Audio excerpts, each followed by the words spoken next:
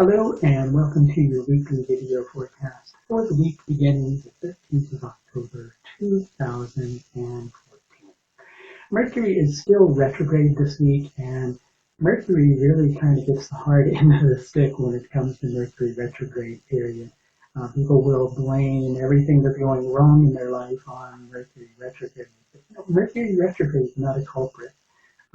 Certainly, maybe some of your external communications may not go quite as well as you would like for them to.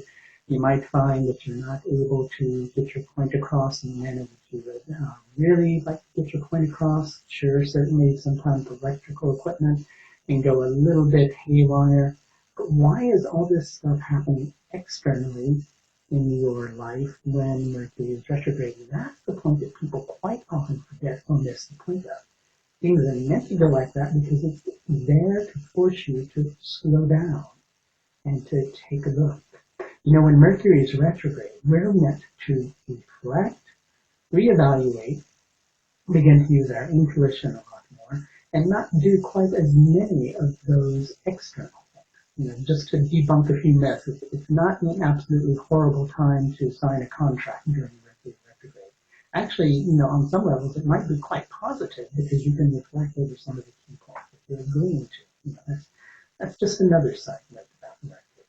But at the same time that Mercury is retrograde this week, we've got a stellium of planets. We've got the Sun, we've got Venus, we've got Mercury, and we've got the North Node, all within a very tight area of the sky. Within 13 degrees of each other, and that's a lunar match in a nakshatra that's called Chitra.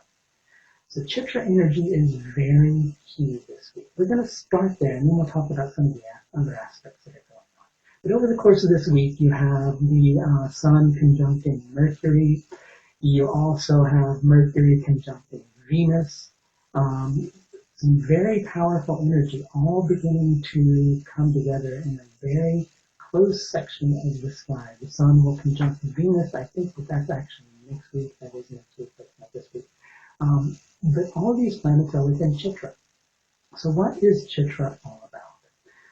Let's look at the symbolism of Chitra. Chitra is related to the brightest star in the sky, which is called Spica. And the energy of Chitra can sometimes make us be drawn to something or allured by something, only to find out that it wasn't quite what we thought it would be. But similarly, there's a converse to that, which is sometimes we get involved in doing something that we think we don't want to do, and we find that there's something that's really wonderful that comes as a result. Ultimately, Chitra can relate to realignment with our ethics, with our values, with the things that we were put here for. When you're using Chitra energy positively, you're connecting to your heart. Things that are right within your heart. Now that Mercury is retrograding in Chitra and going over the Sun and going over Venus, it's a time to take a look at our core values and our beliefs. Sure, there are some of those that are going to stay with you your whole life, but there's also quite a lot of dogma that's coming to the surface that's open for review. It may not have a place in your life anymore, and you may have been acting from an outmoded state of being. What do I mean by that? An outmoded state of ethics. Sometimes our ethics, I wouldn't say sometimes, our ethics obviously compel us to take action.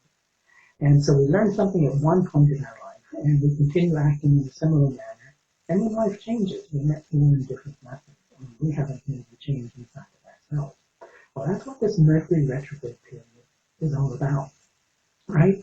And mixed with that, you also have some very positive alignments going on. There's several sextiles this week. Sextiles are an aspect of ease. Now let's talk astrology aspects for a couple of minutes, because an aspect of ease does not necessarily mean that everything is going to be easy peasy. It means that those planets are working together harmoniously for your evolution in order to create change in your life in a positive manner. So over the course of this week, we've got Jupiter sextile Venus, we've got the Sun sextile Mars, we've got Mars sextile Mercury, a lot of sextiles this week, right? And at the same time that the Sun sextiling Mars, don't worry, I'm not just going to bore you with the technical details. We'll touch on what it's about here in a moment.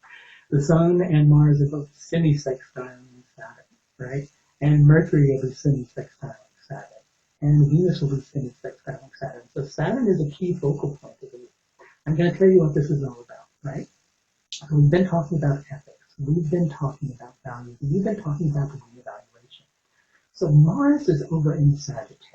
Mars in Sagittarius is setting a new course for the future. And Mars is in Jyeshta. Jyeshta gives us the capacity to see things from a higher perspective.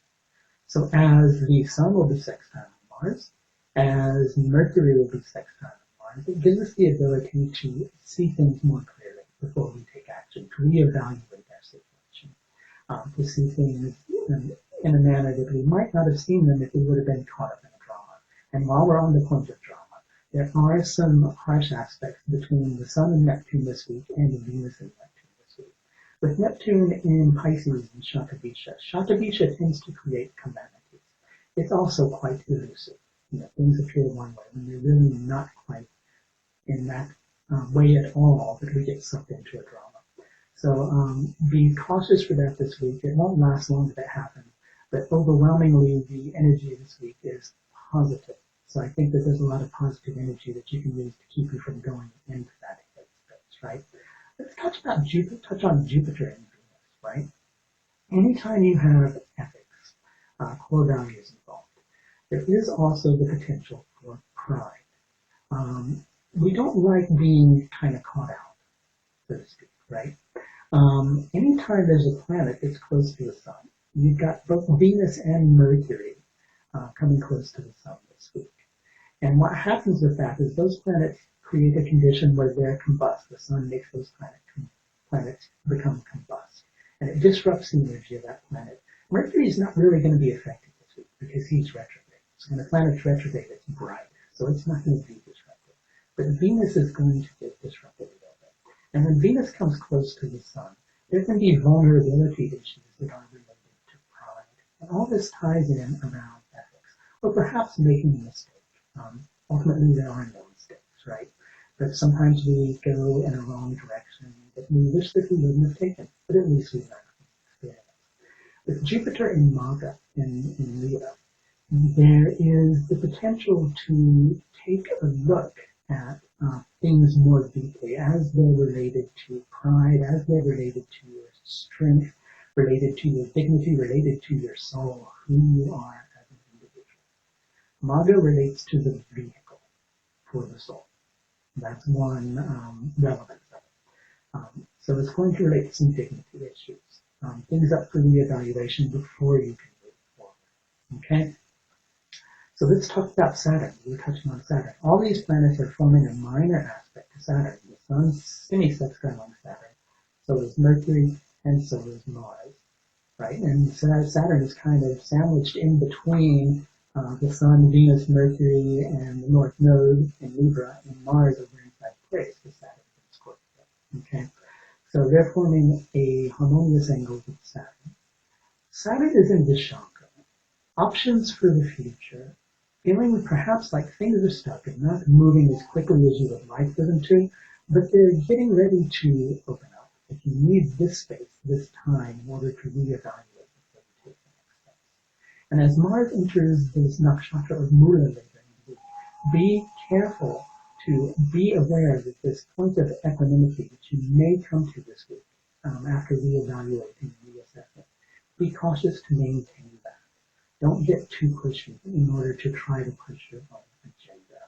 Overall, it's a very positive week, but a week where you need to slow down a little bit, you need to take a deeper look, and you need to be willing to make adjustments and potentially even compromises where necessary.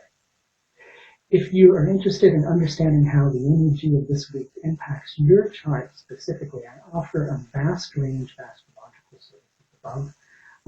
I do consultations via web conference, which will allow me to share your chart with you and point out key points in your chart while we're interacting. I also do in-depth personalized video reports where I can do a half-hour video where I'm just pointing out key points in your chart.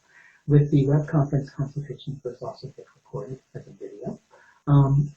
In addition to that, I also offer written reports for those of you who are more interested in that. And it's actually a very positive time to have a consultation. Somebody asked me if it was a bad idea to have a consultation during an eclipse period. It's actually quite positive because then you know how to work with the energies that are there. If you haven't subscribed to my YouTube page yet, you might consider doing so. You get these weekly video forecasts each week. You get updated when they're available. You also get new moon and full moon videos when those become available, and the occasional Vedic astrology class. That's going to do it for your weekly personal video forecast for this week. Until next week, please do take very good care.